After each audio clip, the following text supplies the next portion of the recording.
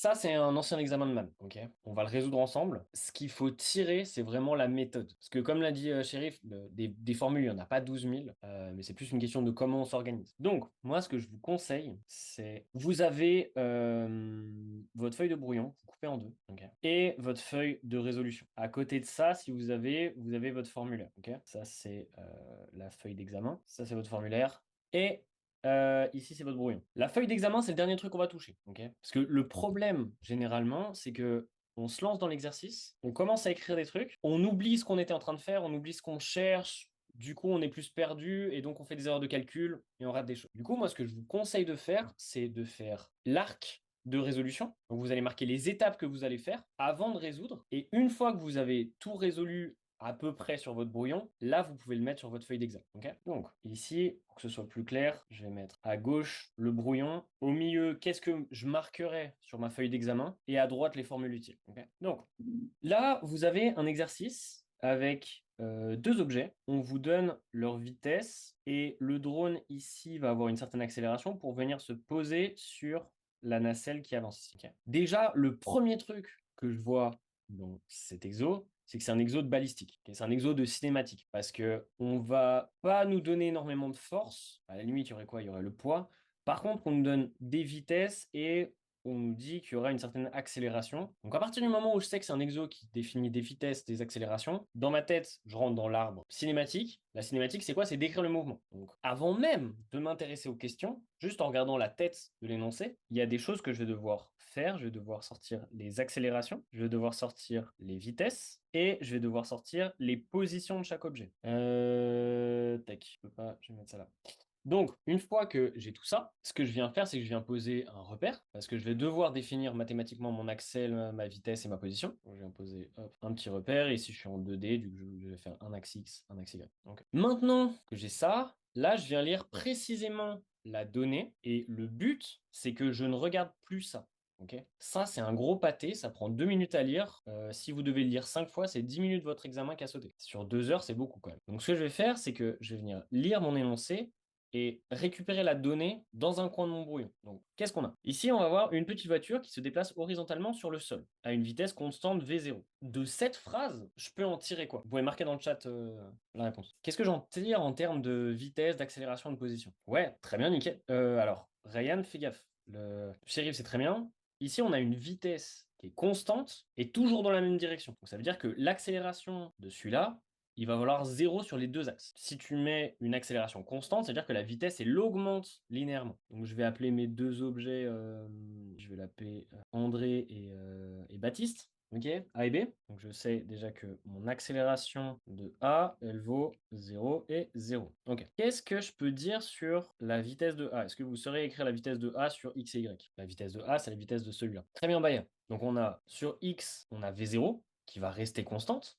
Okay, et sur Y, il n'aura aucune vitesse. Il va rester au niveau du sol, il n'aura pas de vitesse verticale. Donc ça nous donne V0 pour X et 0 pour Y. Okay. Donc ça, c'est bon, je l'ai mis. Ensuite, la voiture est survolée par un drone. Pour poser le drone sur la voiture, on enclenche à un instant donné le moteur du drone de manière à fournir à ce dernier une accélération oblique constante. Alors, de cette phrase, je sais juste que à un moment donné, l'accélération, elle va être oblique. Je ne sais pas dans quel sens. Vraiment, enfin, il ne nous donne pas d'informations. Je sais juste qu'elle va être oblique. Donc ça sera l'accélération de B. Et elle aura une composante sur X, une composante sur Y. Donc l'accélération de B, je vais lui donner un nom. Je vais l'appeler AXB et AYB. AXB, AY. Ok. Maintenant, ils nous donnent quoi? Ils nous disent que l'accélération, elle est constante. Donc, ces deux termes-là, c'est des nombres. Ils vont pas varier. Ça va être pratique quand je vais devoir intégrer. Ok.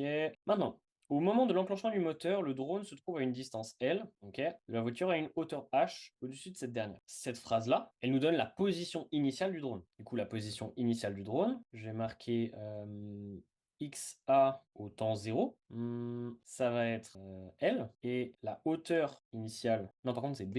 Autrement l'appeler Bertrand. XB, CH. Donc là, je suis encore sur mon brouillon. J'ai rien marqué sur ma feuille d'examen. Okay. Jusque-là, ça joue pour vous? Ouais? Impec, parfait. Tac, tac, tac. Donc ça, on l'a mis, ok. Et je sais qu'il se déplace à une vitesse horizontale moins V0. Donc ça veut dire que la vitesse initiale, la vitesse de B au temps 0, ce sera moins V0 sur X et 0 sur Y. Il y a une question, mais si elle se déplace sur le sol, pourquoi l'objet est en haut? en B. Alors, c'est celui-là qui se déplace sur le sol, et celui-là, il va partir d'en haut pour arriver ensuite sur le sol. Cool. Vraiment, n'hésitez pas hein, dans le chat à mettre les questions et tout. Toutes les questions sont bienvenues. J'ai ça.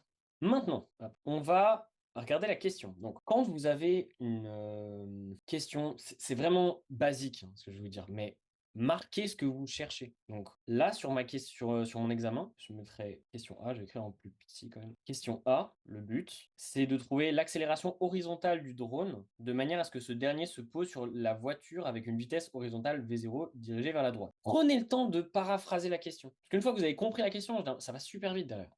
L'examen de physique, le plus dur, c'est de ne pas se perdre. Donc, c'est quoi? Le but, c'est de trouver l'accélération du drone, le drone on va l'appeler B, de manière à ce que ce dernier se pose sur la voiture avec une vitesse horizontale V0 dirigée vers la droite. Donc, je cherche l'accélération en B quand la vitesse du drone est égale à la vitesse de la voiture. Donc ça veut dire que la vitesse en B du drone sur X vaudra V0 et que les deux positions sont les mêmes, ce qui se pose dessus. Donc j'ai la position R, c'est la position. La position de A au temps, je sais pas, je vais appeler temps 1 le moment où ils vont se poser, est égale à la position en B du temps 2, du même temps, pardon.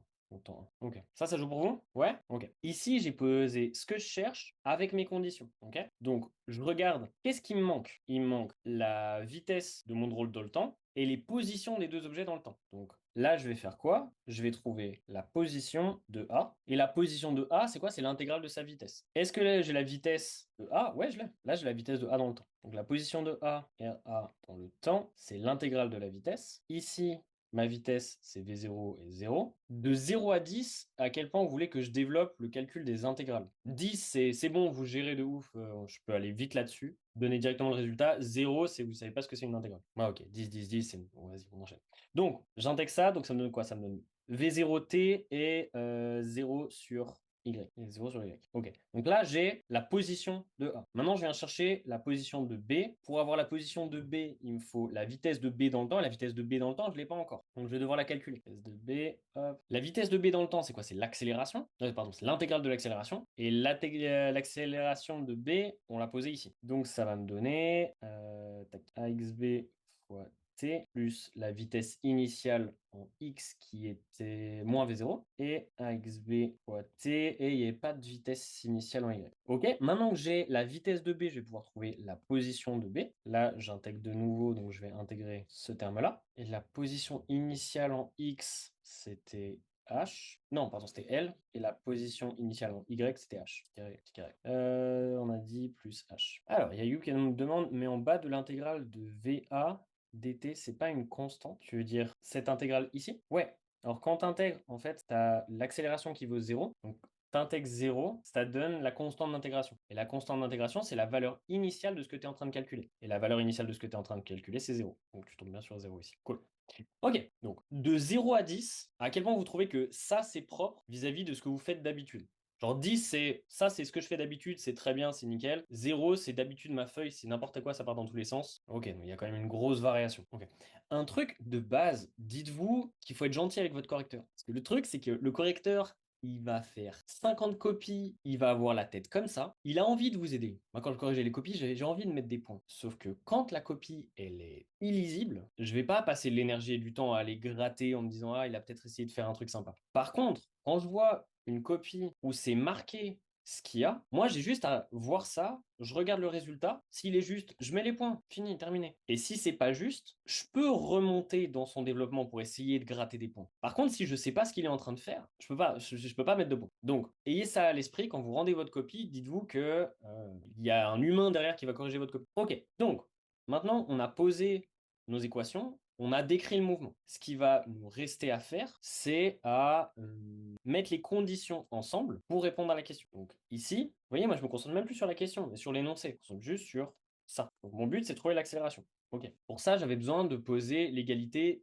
des deux positions. Se dire que le drone se pose sur la voiture. Donc je mets une petite phrase parce que je suis sympa avec mon correcteur. Le drone se pose sur la voiture. Ça fait que j'ai les deux équations, donc celle-ci qui est égale à celle-ci, et ça c'est au moment où il se pose T1, et en Y c'est la même chose, donc j'ai ceci qui est égal à 0. La deuxième condition qu'ils nous ont donnée, c'est celle-ci, la vitesse de B en X, c'est quoi? Je viens dans vitesse en B, c'est celle-ci. Donc j'ai ça qui est égal à 0. Comment je tourne ça? Je mets vitesse du drone à l'atterrissage.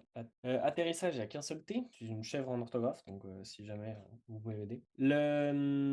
Et du coup, l'équation, c'est quoi? C'est que on a T égale à V0. Ok. À partir de là, il faut que je trouve A et B. Donc, il faut que je trouve ce terme et ce terme. Je regarde combien il y a deux.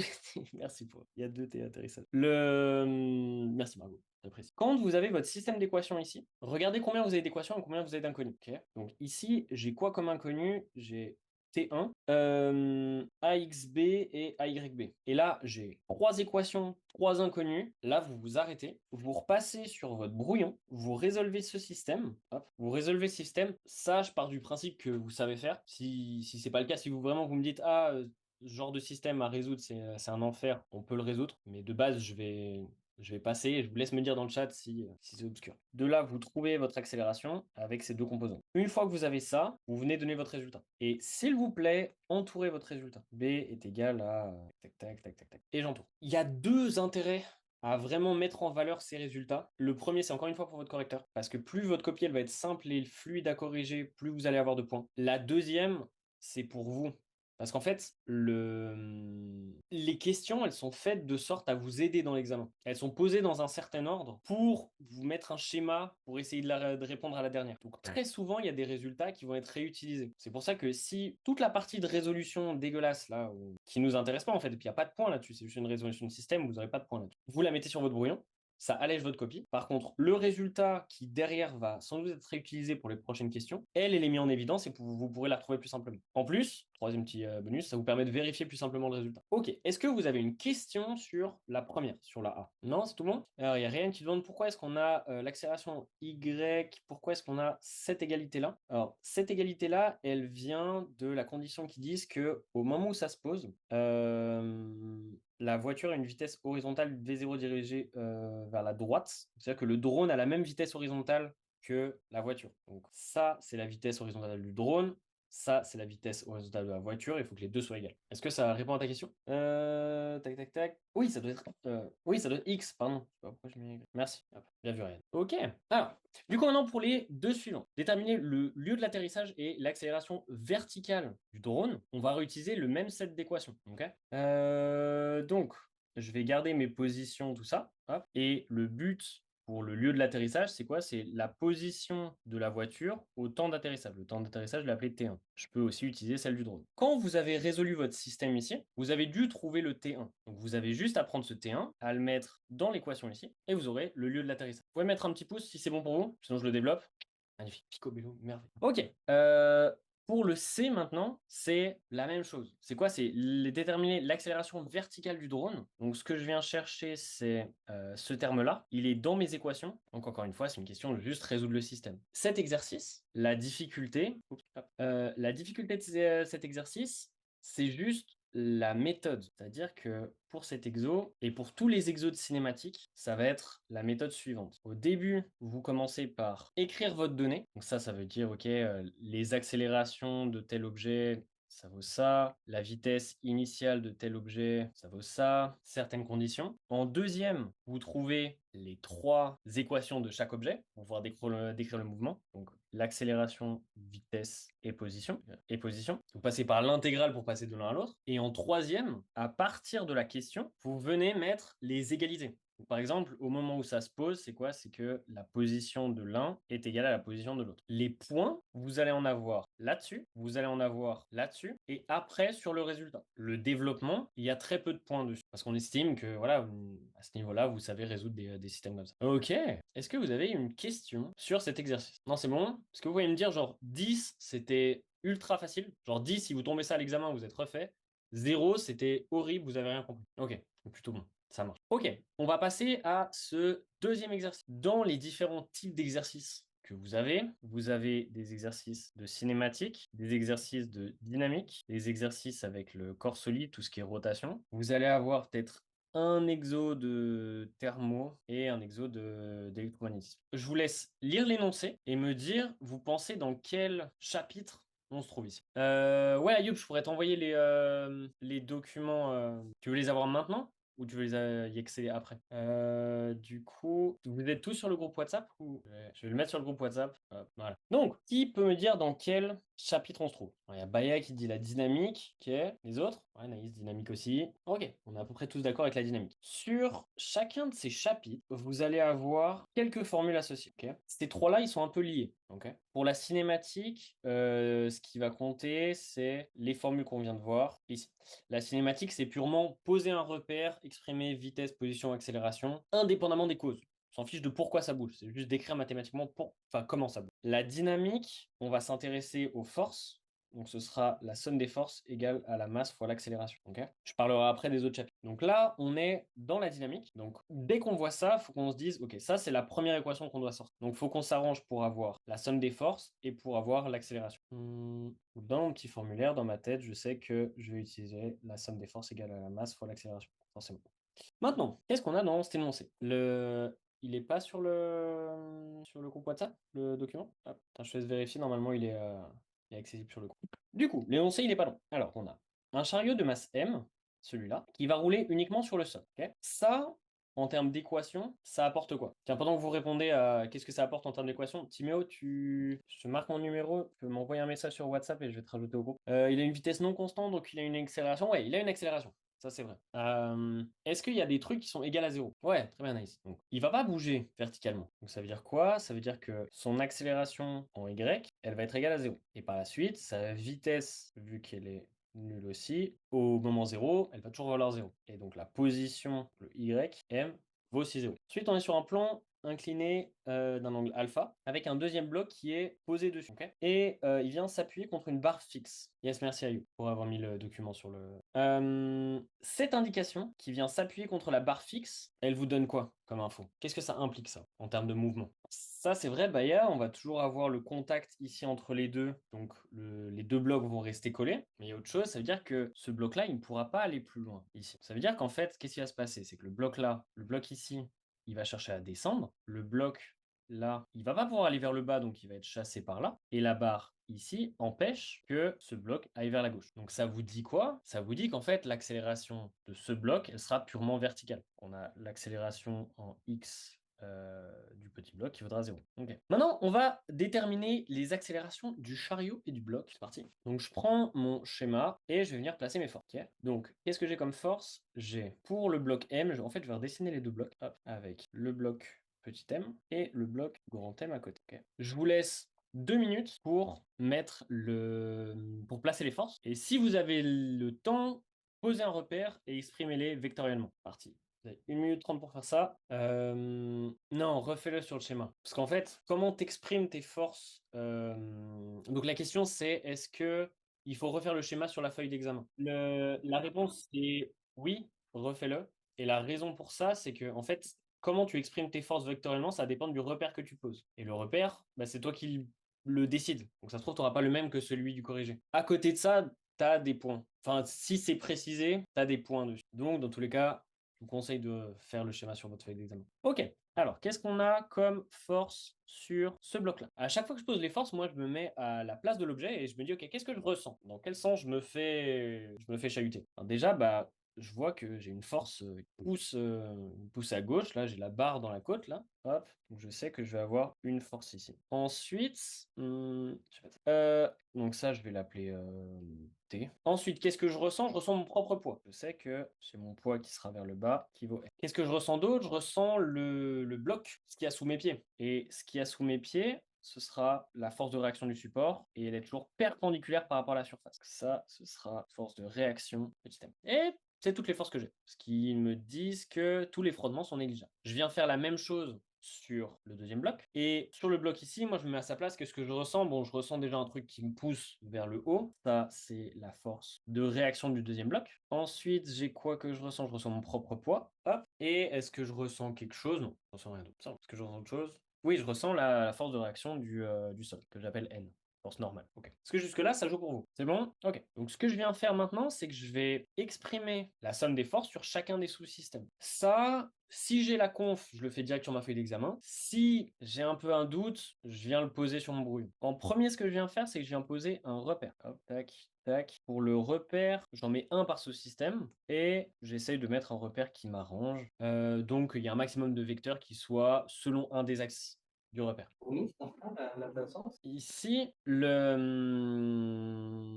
les forces qui sont faciles à poser, c'est quoi? C'est T et PM. Ça, c'est tranquille. Donc, je vais avoir pour mes forces T qui va valoir uniquement une valeur sur X, 0 sur Y, et le poids qui va valoir 0 sur X cette fois, et moins mg sur y. Pour le deuxième, je viens poser encore une fois mes forces, ou je me pose pas la question, en fait, les forces qui sont collinaires avec les axes. Donc j'ai quoi là? J'ai la force normale qui va être uniquement sur y, et la force du poids qui est uniquement sur y aussi, mais négative. Je fais bien gaffe à ne pas mettre la même masse. Ok. Maintenant, on va se poser la question de celui-là. Alors, dès que je me dis, ah, je commence à réfléchir, ça commence à carburer là-haut, je me mets sur mon brouillon. Et ce que je viens faire, c'est que je viens redessiner mes axes, hop et hop, et je viens redessiner ma force.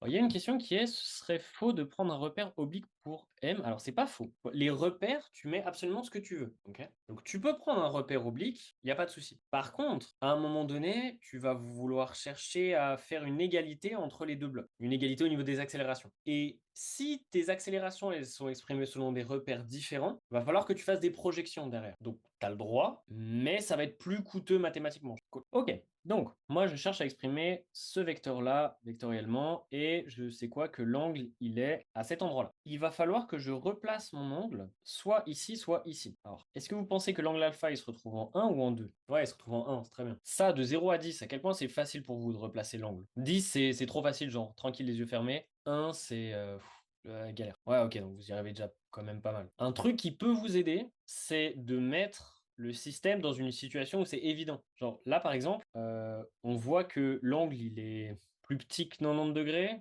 Donc on se dit que celui-là, c'est plus évident de le mettre. Donc si vous avez un doute, poussez-le à l'extrême. Mettez-le quasiment à 0, redessinez-le et regardez lequel des deux angles. Et tout, tac, tac. Et comme ça, vous avez une vérification qui est directe et visuelle. Ok, maintenant, cette partie-là, qui est sur X, c'est la partie qui est opposée à l'angle, donc ce sera sinus. Donc ça me fait moins RM sinus alpha. J'ai mis le moins parce qu'il est opposé à l'axe. Et l'autre, ce sera nécessairement le cosinus et il est positif. Ok, je viens faire la même chose pour celui-là. Du coup, on se retrouve avec l'angle ici. C'est la même projection. Ça me fait du sur x Rm sinus alpha et moins Rm cosinus alpha pour le deuxième. Là, j'ai posé mon schéma, j'ai posé mes formes. Ça me fait déjà pas mal de points. Là, j'ai déjà un nombre de points sympathique. Hop. Ça, c'est donc la première partie de la résolution. La deuxième partie de la résolution, ça va être de poser la somme des forces égale à la masse fois l'accélération. Si vous voulez vous éviter de vous faire des bulles au cerveau, essayez de mettre le minimum d'équations possible. Parce que vous pouvez en mettre 40 000 des équations. Mettez uniquement celles qui vont vous servir. Par exemple, si ici je sais que celle-là va aller vers le bas, que je sais donc que son accélération selon cet axe vaut 0, alors je sais simplement que la somme des forces sur cet axe se compense. Vous voyez, il y a des raccourcis à prendre. Bon, maintenant, je vais vous faire le développement complet. Ça, c'est carré. Mais essayez de penser à ça. S'il y a des choses qui s'annulent, rentrez pas dans des calculs super compliqués. Donc, on vient poser la somme des forces sur les deux systèmes. Ça va me donner sur l'axe X T moins Rm sinus alpha qui est égal à la masse fois l'accélération de la petite masse sur X. Ça, on a dit qu'elle valait 0, peanut. Hop. Et sur l'axe Y, ça me fait moins mg plus Rm cos alpha qui est égal à la masse fois l'accélération. Ok. Je viens faire la même chose pour la deuxième masse. Donc ça me fait Rm sinus alpha est égal à m fois l'accélération m, parce que je sais qu'elle est uniquement horizontale. M moins mg Rm cosinus alpha qui est égal à 0. Donc maintenant, je fais bien gaffe à ce que je cherche. Ce que je cherche, c'est l'accélération ici et l'accélération ici. Je regarde combien j'ai d'inconnus. Ici, comme inconnu, j'ai T, j'ai Rm. Est-ce que j'en ai une autre? J'ai celui-là et n. Okay, et ensuite, j'aurai accélération petit m, accélération grand m. Donc, j'ai pas assez d'équations ici parce que j'ai du coup 6 inconnus, 4 équations. Donc, il me faut 2 équations supplémentaires. Et ça, et vraiment cette réflexion-là, quand vous essayez de résoudre vos systèmes, posez des équations, comptez le nombre d'inconnus. Si le nombre d'inconnus égale le nombre d'équations, passez à la résolution. Si c'est pas le cas, il vous manque des équations. Donc des équations, il y en a deux. Va y avoir la troisième loi de Newton qui dit quand vous poussez un mur, le mur il vous pousse à la même force. Ça veut dire que ces deux forces-là, elles ont la même norme. On va se faire un petit peu de place. Hop. Donc je sais que la norme de Rm est égale à de R grand M. Mais c'est pas suffisant. Il nous manque encore une dernière équation. Et là, dans la dynamique, c'est toutes les équations qu'on peut avoir. Ce qui nous reste, c'est purement de la géométrie. Ici, ce qu'il faut se demander, en fait, en termes de géométrie, c'est est-ce qu'on peut faire un rapport entre les accélérations? Est-ce que l'accélération de ce bloc est proportionnelle à l'accélération de ce bloc? Est-ce que vous avez une idée? Est-ce que vous voyez un peu un moyen de faire? Je vous laisse 30 secondes, une minute pour essayer de faire des dessins un peu, essayer de, voilà, vous dire, si le bloc il descend d'un mètre ici, de combien se décale le bloc grand M. Alors, là, je vous conseille de faire un petit schéma, ok, et de vous dire, si jamais le bloc petit m, il descend d'une certaine valeur, hop, ce point ici, il se sera décalé de combien? Le schéma le plus propre possible. Hop, si on appelle ça dx, pardon, dy, puisque c'est en horizontal. dy, c'est un mouvement vers le bas, infinitésimal, hyper petit. Ça engendre un dx, ok? Donc un mouvement infinitésimal vers le bas engendre un mouvement infinitésimal vers la droite. Ça, en sachant qu'on a l'angle qui est ici, qui se retrouve là, on peut trouver une égalité entre les deux. Et l'égalité ici, c'est la tangente, puisqu'on a, c'est SOHCAHTOA, donc on a tangente de alpha est égale à une variation de x, non, c'est opposé sur adjacent, donc c'est une variation de y sur une variation de x. Ça joue. Donc du coup, je peux écrire ça comme ça. Si je divise des deux côtés par dt, ça me donne le rapport des vitesses, et ensuite je peux dériver, encore une fois, pour avoir les accélérations. Ça me fait que l'accélération, donc sur x, c'était grand M, et j'ai l'équation qui me manquait. Alors, de 0 à 10, à quel point cet exo, il était facile, entre guillemets. Après, pardon, enfin peut-être je suis allé un petit peu vite. Du coup, vous avez un système avec 6 équations, 6 inconnues, vous résolvez, et vous pouvez identifier la valeur de ces deux accélérations. Alors, dites-moi juste dans le chat, de 0 à 10, à quel point, si vous tombez là-dessus, c'est facile, vous savez le faire. 6, 4, c'est quoi la partie qui vous bloque? Quoi la partie qui vous embêterait le plus? Ok, c'est cette dernière partie qui... Ok, ça marche. Donc, ce qu'on va faire, c'est qu'on va prendre 5 minutes où je vais faire 2-3 petits exemples géométriques et après on fera une pause. Ok, vous allez avoir des rapports d'accélération dans deux cas principaux différents. Il y en a plein, hein, mais genre les principaux qui vont tomber, c'est ça. C'est quand vous allez avoir une roue dentée, je dessine ultra mal, mais j'espère qu'on se comprend. Quand vous allez avoir une roue dentée ici, vous allez avoir un rapport des accélérations, un rapport des rotations. Vous allez avoir, quand vous avez un système avec des poulies, en fait il y en a peut-être trois, enfin deux en plus que celui qu'on a vu. Un système avec des poulies, si je dessine un petit système simple, non, poulie ronde c'est mieux. Donc la poulie elle est attachée là, tac, comment je vais faire mon truc? Ouais, j'ai quelque chose, non, il part ici, hop, et cette poulie elle est fixe. Et des cas où vous êtes voilà, avec des objets comme celui qu'on vient de voir. Ce qu'il faut vous dire, c'est que le rapport des déplacements va être le même que le rapport des accélérations. Donc, ce que vous faites dans chaque cas, c'est vous regardez pour 1 centimètre que descend celui-là, combien de centimètres on a passé sur celui-là. Donc si je vais faire vraiment l'exemple le plus simple avec la poulie, c'est d'illustrer le problème. Hop. Si vous descendez d'1 centimètre ici, la corde, elle se retrouve où? Et pour ça, vous pouvez faire un deuxième schéma. Dans le deuxième schéma avec l'objet qui est un petit peu descendu, et vous regardez, ok, cette variation de longueur, en fait, elle se répartit entre les deux côtés. Ça veut dire que cet objet-là va descendre de la moitié de celui-là. Si on prend l'objet qui tourne, l'arc de cercle que va faire celui-là par rapport à celui-là, ça va être le même, puisqu'ils sont en contact. Maintenant, ce qui va changer, c'est la vitesse de rotation des deux. Du coup, vous pouvez dire que la vitesse au point de contact est la même. On a VA qui est égal à VB. Vous exprimez la vitesse en fonction des rotations. Par exemple,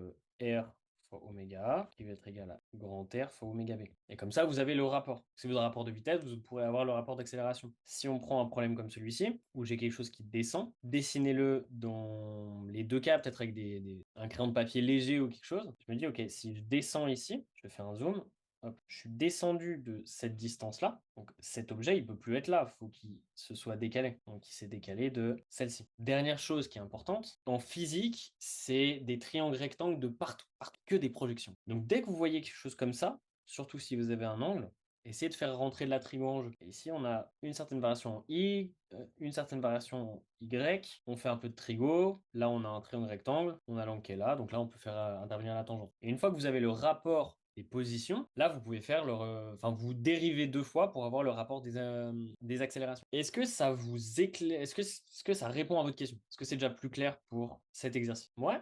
Cool. Ok. Donc, on va faire une pause de 5 minutes. Ok, je vais mettre un petit chrono et après on reprend. Est-ce que vous avez une remarque ou une question avant qu'on fasse la pause? Non, c'est tout bon? Ok, bon, et ben on se retrouve dans 5 minutes et on va attaquer avec cet exercice. À tout de suite. Ok, bon, on est reparti. Motivé comme Jaja. Est-ce que vous pourriez me mettre dans le chat, s'il vous plaît, de 0 à 10, à quel point le rythme, il vous va? Genre, 0, c'est que c'est vraiment trop lent, 10, c'est que c'est vraiment trop rapide. Du coup, 5, c'est nickel. Vous êtes adorable, hein? Du coup, si vous me mettez 5, je sais pas, c'est pas comment adapter au mieux, quoi. Mais ok, donc c'est pas mal. Donc on reste un peu sur le rythme comme ça. Ok. Alors, est-ce que vous avez une question, un doute sur quelque chose qu'on a fait avant? Vous pouvez mettre non sur le chat, comme ça je sais que je suis pas en train de taper ou. Ok, les poulies, c'est pas clair. Bah, si tu veux, et je ferai une vidéo sur le sujet, ok? Et je t'expliquerai. Parce que là, du coup, ça prend un peu de temps à bien expliquer, enfin, faire les dessins clairs. Mais du coup, est-ce si tu es sur le groupe WhatsApp, je ferai une vidéo pour expliquer les poulies et je la posterai dessus. Et après, Yo qui demande, peut-on étudier le système des deux objets en additionnant les masses? Tu veux dire prendre comme système celui-ci? Alors, ce qui va se passer ici, c'est que si tu fais ça, tu peux, mais en fait, les forces externes, ce qu'elles te donnent, c'est l'accélération du centre de masse. Donc, t'as quoi? T'as que comme force externe, tu vas avoir la force du poids, la force de réaction du support et la force de la barre. Ok. Si tu fais les deux systèmes ensemble, tu vas pouvoir comprendre comment se déplace le centre de masse, mais tu vas pas pouvoir définir comment se déplace chaque objet individuellement. Ça répond à ta question? Les forces internes, elles s'annulent, ouais. Les forces internes, elles s'annulent. Regarde, par exemple, ici, tu as quoi comme force interne? Tu as celle-ci et celle-ci. Et ces deux forces, elles sont de normes égales et de sens opposés. Donc elles s'annulent. Est-ce que vous avez encore une question sur cet exercice ou le dernier? Ou enfin le premier qu'on a fait? Non, ça va? Tout clair, tout nickel, parfait. On adore la physique. Mais qu'est-ce qu'on aime la physique? Oh là là. Bon, du coup, pour cet exercice, on a un petit wagonnet qui arrive à une vitesse V0. Il va tourner un certain nombre de tours et au bout d'un moment, il va mourir. Ce qu'on va se demander. Donc, enfin, on va lire ensemble tout l'énoncé, voir si vous avez un truc qui n'est pas clair. Et après, on regardera les formules qu'on a besoin. Donc, on envoie avec une grande vitesse initiale V0 un petit wagon de masse M à l'intérieur d'un rail circulaire fixe de rayon R. C'est ce petit wagonnet ici qui va arriver à une vitesse V0. Durant son déplacement sur le rail, le wagon subit une force de frottement de norme constante. Au moment où il tourne, il a une force de frottement qui le freine. Là, dans ma tête, ça fait ding ding, je sais qu'il va y avoir des pertes d'énergie. On observe que le wagon décroche alors qu'il se trouve à une hauteur donnée, 3,5 de R. Okay. On va devoir déterminer l'expression de la vitesse à l'instant où il quitte le rail, trouver la norme de la force de frottement et quelle est la nature de la trajectoire du wagon à partir de l'instant où ce dernier quitte le rail. Ici, c'est un exo de dynamique mais d'énergie. Okay, parce que, comment je vois ça? Je vois qu'il me donne une vitesse initiale, il me donne une certaine hauteur, j'ai pas de coefficient de frottement. Si j'ai pas de coefficient de frottement, je peux pas calculer la valeur de la force avec Newton. Mais ils me disent que je vais avoir une perte, donc je pense prendre une approche voilà, énergétique sur ce problème. Les formules que j'aurais besoin, c'est quoi? C'est l'énergie cinétique, c'est quoi? C'est la moitié de la masse fois la vitesse au carré. Ensuite, l'énergie potentielle de pesanteur, c'est masse fois g fois la hauteur. Après, j'ai quoi? J'ai le travail d'une force, c'est l'intégrale de la force produit scalaire le déplacement. Et j'ai que la variation d'énergie, c'est égal au travail des forces non conservatives. Ça, c'est à peu près toutes les formules que j'aurais besoin pour résoudre cet exo. Dernière chose, c'est quoi la condition pour que la voiture, elle quitte le rail? Que la voiture, elle décroche. Ouais, nickel. C'est la force de support qui est égale à 0. Au moment où, s'il y a Michel qui court ici, hop, super bien parce que je dessine extrêmement bien. Au moment où il sent plus ses pieds sur le sol, c'est qu'il a commencé à tomber. Donc au décrochage, j'ai la force normale qui est égale à 0. Ok, on passe sur la première. Déterminer l'expression de la vitesse du wagon à l'instant où celui-ci quitte le rail. Donc le but, c'est quoi? C'est la vitesse quand n est égal à 0. Or, pour avoir n, là, je vais devoir poser mes forces. Donc, qu'est-ce que j'ai comme force? J'ai une force normale tangent à la surface, donc perpendiculaire ici. Qu'est-ce que j'ai? J'ai le poids et j'aurai la force de frottement, sauf que au moment où il touche le sol, la force de frottement sera nulle aussi. Donc je la mets, ok, c'est-à-dire que je l'ai posée sur mon chèque. Mais on a la force de frottement qui sera nulle puisque la force de frottement, je rappelle, c'est coefficient de frottement fois la force normale. Je vais poser la somme des forces sur l'axe radial, sur cet axe-là, parce que c'est sur celui-là que j'ai la force N. Ok, donc selon ER, je viens placer mon axe ER ici. Qu'est-ce que j'ai comme force? J'ai la force normale et la composante du poids qui est selon ER, donc celle-ci. Et pour ça, je vais devoir poser un angle. L'angle, je le pose arbitrairement, moi qui décide. Hop, donc je vais la poser ici. Je l'appelle θ. Le θ, il se retrouve là, donc cette composante, elle va valoir quoi? La composante du poids. Voilà. Tout le monde répond en même temps sur le chat, c'est n'importe quoi. Non, j'ai l'impression que vous voulez pas participer, donc moi, il n'y a pas de souci, hein, je le développe. C'est juste, ce sera moins efficace pour vous, quoi. Donc, à partir de maintenant, je vais arrêter de poser des questions, parce qu'apparemment, il n'y a pas de réponse, donc c'est pas, ça fluidifie pas le cours. Si jamais vous avez une question, vous m'arrêtez, il n'y a aucun souci. Alors, il y a Baya qui demande, ce serait aussi possible de diriger ER vers l'intérieur du cercle. Ouais, c'est alors ton repère, Baya, tu le mets comme tu veux. C'est purement arbitraire, ok? Ouais, ça marche, Ayoub. Il y a Ayoub qui dit qu'il comprend un peu de temps pour les calculs, donc je comprends. Pas de souci. Baya, tu peux mettre ton repère vers l'intérieur. C'est toi qui le mets arbitrairement. Maintenant, par convention, on le met dans le sens de l'augmentation de la variable à laquelle il est lié. Je vais répéter ce que je viens de dire. Ton vecteur ER, il est lié à la variable rayon. Okay, si ton rayon il augmente dans cette direction. Et c'est pour ça qu'on met ER dans ce sens-là. Θ, tu vois, si j'ai mis θ ici, par convention, on le mettrait dans le sens de l'augmentation du θ, donc ici. Ça fait du sens? Cool. Et très bien, Ayoub, c'est mg cos θ, moins mg cos θ, ok. Et ça sera égal à la masse fois l'accélération radiale. L'accélération radiale, vu que c'est un mouvement circulaire, ce sera v carré sur r, la vitesse au carré sur le rayon. Je vais le noter dans les formules. Accélération radiale, c'est v carré sur le rayon. Ok, donc ici je peux le remplacer. Hop. Et cette accélération est dirigée vers l'intérieur et c'est pour ça que je vais mettre un moins. On a du coup là, vous voyez là je me perds, mais du coup vu que j'ai marqué ce que je cherchais avant, je peux vite retomber sur mes pas. Donc ici je cherche la vitesse quand la force normale est nulle. Donc je vais annuler la force normale, je vais isoler ma vitesse. Et du coup ça me donne que la vitesse, je vais appeler VD pour vitesse de décrochage, ça va être égal à les masses se simplifient et ça me fait du G cosinus θ sur R à la racine. Donc là, j'ai trouvé la vitesse de décrochage en fonction de θ. Il y a une question, c'est j'ai pas compris pourquoi moins mv carré sur R. Alors, quand tu as un mouvement de rotation, l'accélération se décompose selon deux axes. Il y a l'accélération radiale et l'accélération tangentielle. L'accélération radiale, elle a comme valeur v carré sur R. Vu qu'elle est dirigée vers l'intérieur, donc à l'opposé de ER, c'est pour ça que je mets un moins. Du coup, je viens remplacer l'accélération radiale par v carré sur R. Est-ce que ça répond à la question? Ok. Donc ici, j'ai presque fini. La seule chose, c'est que cos θ, je ne l'ai pas en fait. Θ, c'est moi qui ai posé la variable. Ce qu'on me donne dans l'énoncé, c'est la hauteur du décrochage. Du coup, il faut que je lie mon θ avec cette hauteur. Donc là, tout le monde aime bien faire de la géométrie. Ici, j'ai h. Et il faut que je lie h avec θ. Alors ça, je vais le décomposer. Cette partie-là, je sais que c'est le rayon. Et cette partie-là, qu'est-ce que c'est? C'est la projection ici. Donc ce sera R cosinus θ. Donc je sais que j'ai R plus R cos θ qui est égal à H, ce qui implique que cosinus θ, c'est égal à H moins R sur... Et de là, je peux exprimer la vitesse du décrochage. Donc si on résume, on a notre petit wagon là qui part à une certaine vitesse, qui fait un certain nombre de tours, et ensuite qui décroche. La condition première du décrochage, c'est que la force normale, la force de support, soit égale à 0. Donc ce que je commence à faire, c'est déjà à écrire le but, ensuite à faire un schéma avec les forces, je projette sur l'axe qui m'intéresse, je viens regarder ces équations et me dire, ok, est-ce qu'il y a des choses que je connais, est-ce qu'il n'y a pas des formules que je peux rajouter pour enlever des inconnus? N, je sais qu'il va être égal à 0, cos θ, je ne l'ai pas, mais du coup, je vais pouvoir faire de la géométrie pour pouvoir l'exprimer en fonction des données du problème, et l'accélération R, je ne la connais pas,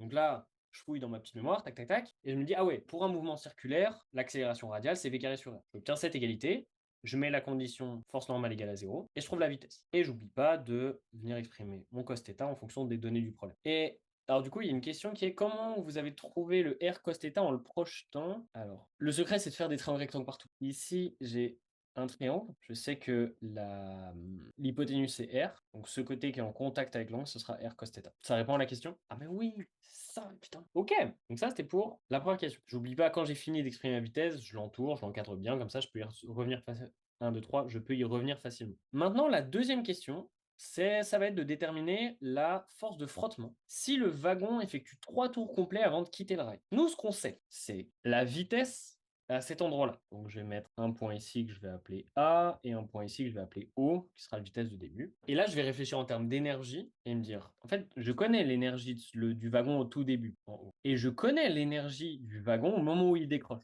Parce que je connais sa hauteur et sa vitesse. Donc, la différence entre les deux, ce sera le travail de la force de frottement. Donc, ce qu'on va faire, c'est que notre but, c'est de trouver la force de frottement. Ok. On va calculer l'énergie initiale. Donc l'énergie initiale, c'est uniquement de l'énergie cinétique. Que notre petit wagon ici, il est au niveau du sol et il arrive juste avec une certaine vitesse. Il n'y a pas de ressort, il n'y a pas d'aimant, il n'y a que de la vitesse. Donc on a l'énergie O qui est égale à 1,5 de la masse fois la vitesse au carré. Ok. Ensuite, on vient chercher l'énergie à la fin.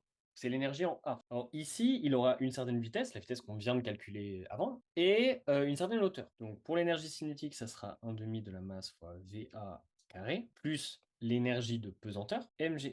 Maintenant, la différence entre les deux, ce sera le travail de la force de frottement. Donc on a, donc là je le marque, hein, toujours. Donc le travail de cette force de frottement, ce sera l'intégrale de la force fois le déplacement. Pour calculer le travail, il y a un ou deux trucs à prendre en compte. Déjà, entre les deux, c'est un produit scalaire. Ok.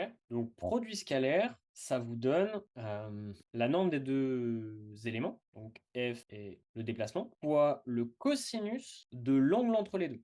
L'angle entre les deux, je vais l'appeler alpha. La force de frottement, elle est dans ce sens-là, et le déplacement, il est dans ce sens-là. Donc il y a un angle de 180 degrés entre les deux. Cos de 180, ça fait moins 1. Donc ici, ça va faire moins l'intégrale de la force par rapport au déplacement. Quand on a une intégrale, on commence par venir faire passer devant tout ce qui est constant. Ils nous disent dans l'énoncé que la force de frottement est une norme constante. Donc je vais pouvoir la prendre et la faire passer devant l'intégrale. Et cette intégrale-là, c'est quoi? C'est le déplacement. Donc en fait, quelle longueur a fait notre petite voiture avant de se faire éjecter? Ça, c'est la longueur du parcours. Ok. Alors, pour calculer la longueur d'un arc de cercle, si par exemple je fais cet arc de cercle ici, c'est le rayon fois l'angle en radian. Du coup, ils disent qu'il fait combien de tours déjà? Il fait 3 tours avant de quitter le rail. Donc on va avoir 1, 2, 3, ça fait, donc l'angle c'est 6 pi, fois le rayon, auquel on va ajouter celui-ci. Ça fait FF fois 6pi plus celui-là. Alors celui-là, pour le trouver, je vais utiliser le résultat que j'avais déjà avant. En fait, cet angle-là, c'est quoi? C'est pi moins θ. Et θ, je viens de le calculer. Enfin, et ouais, le θ, je le trouve avec arc cos de ce résultat-là. Donc je vais mettre pi moins arc cos de h moins r sur. Et je n'oublie pas de multiplier par le rayon. Dernière chose, j'ai que la variation d'énergie, donc c'est quoi? C'est l'énergie à la fin moins l'énergie au début, est égale au travail des forces de frottement. Donc je vais avoir ça moins ça, qui est égal à ce terme-là. Est-ce que ça joue pour vous? De 0 à 10, si vous tombez sur ça en examen, en tout cas sur les deux premières questions, quel point vous êtes à l'aise? 10, c'est vous éclatez l'examen. 0, c'est très compliqué. Ok, quand j'en dis 7. C'est quoi? Pourquoi vous mettez pas 10? C'est quoi la difficulté principale que vous avez là-dessus? C'est le calcul de l'angle et de la trigo? Ok, ok. Donc il y a une difficulté qui est géométrique et une difficulté qui dépendrait du calcul du travail. Tac, faire un chouïa de trigo. Ah. C'est pas grave, vous allez avoir des angles et des arcs de cercle à calculer. Ok. Si par exemple je mets la hauteur ici et un angle que je vais mettre arbitrairement comme ça. Il faut que vous décomposiez votre angle avant de commencer à faire des calculs des projections, tout ça. Ok. Tout ce qui est angle ouvert de plus de 90 degrés, moi j'ai beaucoup de mal parce que c'est plus visuel et je comprends pas. Donc ce que je fais, c'est que je le coupe. Okay. Je viens mettre un angle là, que j'appelle alpha, et je me note dans un coin, alpha, c'est quoi? C'est θ, et j'ai enlevé pi sur 2. Une fois que j'ai ça, je vais avoir des projections qui sont plus faciles à faire. Par exemple, si je veux décomposer le h, je vais essayer de mettre plein de segments qui, collés les uns avec les autres, vont former h. Donc je vais avoir celui-là et celui-là. Je remplis mes valeurs, et si celui-là, j'arrive pas à le trouver, parce que mon schéma, il est trop compliqué, j'ai trop de force, j'ai trop de choses dessus, pas de souci. Je prends mon brouillon, je redessine le triangle rectangle dans lequel j'ai la valeur que je veux. Donc toujours penser que les valeurs, on peut les slider comme ça, enfin les longueurs. Et moi, ce que je cherche, c'est celui-là. Qu'est-ce que j'ai? Qu'est-ce que je connais? Je connais alpha et je connais que l'hypoténuse, c'est R. Ok, donc celui-là, il est en contact avec l'angle R cos alpha. Donc pour la géométrie, la première chose à faire, c'est simplifier votre problème. Si vous avez des angles qui sont compliqués, cassez-les en deux. Mettez une égalité. Et plus tard dans le calcul, vous viendrez réintégrer cette valeur pour l'exprimer en fonction de θ. La deuxième chose, c'est de faire des schémas qui sont simples. Si vous voyez que vous avez trop de force, vous avez trop de choses sur un schéma, redessinez un dessin simple à côté, sans fioriture, avec le moins d'éléments possible. Est-ce que ça vous aide un peu pour la partie trigo? Ouais. Et pour exprimer le travail, c'est toujours en deux étapes. Le travail, c'est toujours l'intégrale de la force, produit vectoriel, le déplacement. Donc, en premier, ce que vous faites, c'est que vous calculez le produit scalaire. Si par exemple, je prends, imaginons, ça c'est des rails, là j'ai un train et je viens tirer ici. Vous calculez le produit scalaire entre la force et le déplacement. Donc vous avez la force et le déplacement ici. Donc en fait, c'est quoi ce qui va compter dans le travail? C'est la partie de la force qui est le long de l'axe du déplacement. Donc on va avoir, ce qui va compter, c'est cette partie-là. Donc si on connaît l'angle ici alpha, ça va vous donner f fois cosinus alpha. Donc f dx fois cosinus alpha. En deuxième, ce que vous faites, c'est que vous identifiez votre dx. Là, dans le cas du train, dx, il reste dx parce que c'est quelque chose qui est tout droit. Vous ne posez pas trop la question. Si jamais vous êtes dans, voilà, comme dans l'exo d'avant, par exemple, un arc de cercle, le dx, ce sera un élément tangent, sauf que vous aimeriez bien intégrer, par exemple, par rapport à l'angle. Donc là, il faut exprimer le dx en fonction de la variable qui vous intéresse. Ici, dx, il aura comme longueur la longueur d'un arc de cercle. Donc dx, ce sera rayon fois dθ. Et en troisième, vous intégrez. Là, ce sera par exemple intégré de 0 à θ, f cos alpha fois r dθ. Et pour vous simplifier l'intégrale, tout ce qui est constant, vous le passez devant l'intégrale. Est-ce que ça aide pour le calcul du travail? Ouais, tac, tac. Alors du coup, il y a You qui demande à la fin du travail, comment on peut penser à faire plus pi moins θ. En fait, faut que tu regardes c'est quoi le trajet que tu as fait en fait. Parce qu'il te dit, il te fait 3 tours, donc ça fait 1, 2, 3, ça c'est ton 6 pi, ok. Mais après, tu as encore ce trajet-là à faire. Et ce trajet-là, bah, c'est R fois l'angle qui est là. Et cet angle, il faut que tu le trouves d'une manière ou d'une autre. Est-ce que ça répond à ta question? Cool. Ok, donc on va arrêter les exercices ici. Est-ce que vous avez une question, un thème, quelque chose pendant les quelques minutes qui restent là que vous aimeriez qu'on éclaircisse. Alors, donc pour répondre à la question, les exercices qu'on vient de faire sont assez représentatifs des examens. Ça, c'est des anciens examens. Ça, c'est l'examen de... Je sais plus quelle année, mais ça, c'est un ancien examen. En tout cas. Il y a Elia qui dit, est-ce que ce serait possible de revenir sur le sort de récap sur la cinétique dimétrique? Ok, ouais, ça, je peux faire. Ok, alors, où est-ce qu'il est? Donc, là, je vais vous marquer les formules, très brièvement, les formules à placer. Je vais rajouter un terme, un chapitre qui va être l'énergie. Tout ce que je vais vous dire là, moi, ce que je vous invite à faire, c'est aller voir le cours qu'on a mis sur le site. Et vous n'êtes pas obligé de faire tous les exercices, ok? Parce qu'en plus, ça parle ça traite de toute la mécanique. Par contre, ce que j'irais faire si j'étais vous, c'est d'aller regarder les parties formulaires. Parce que les formulaires, c'est vraiment genre concis, juste les formules. Et derrière, vous pouvez regarder dans le cours si vous avez une question ou un doute. Donc voilà, si je crois qu'on a mis le lien du cours sur WhatsApp. Si jamais. Alors, donc la cinématique, c'est position, vitesse, accélération. Il y a deux manières de la voir. Manière numéro 1, c'est en passant par l'intégrale. Je réalise que j'ai pas mis le truc dans le bon sens. Non, si, donc